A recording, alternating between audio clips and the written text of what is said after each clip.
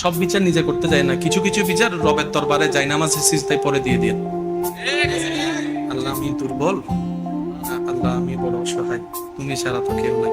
আল্লাহ ওর না ও আছে, ওর না এটা এটা আছে, ওর না অমুক অমুক আছে, আমার তো কেউ নাই তুমি ছাড়া। আল্লাহ আমি কোনো আপিলও করব না, কোনো অ্যাপ্লিকেশনও করব না, তুমি তো সব দেখছো। যদি আল্লাহ জুলুম হয় আমার উপর, আমি শুধু তোমার ন্যায় বিচারটা চাচ্ছি। আল্লাহ তোমার ন্যায় বিচার চাচ্ছি। আল্লাহ আমি তোমার ন্যায় বিচার চাচ্ছি। একবার বলে দেখেন, একবার আপিলটা করে দেখেন, তারপরে দেখেন কি বিচারটা আল্লাহ করে। এমন ভাবে বিচার করবে আসামিও খুঁজে পাওয়া যাবে না, অ্যারেস্ট হওয়ার কোনো সুযোগ থাকবে না, অ্যারেস্ট হওয়ার কোনো সুযোগ থাকবে না। রব বলে যে আমার বান্দা আপিলটা আমি রবের কাছে করেছে, অ্যাপ্লিকেশনটা আমার কাছে করেছে, ইন্নাল্লাহ মানার উপর সে বিশ্বাস করেছে।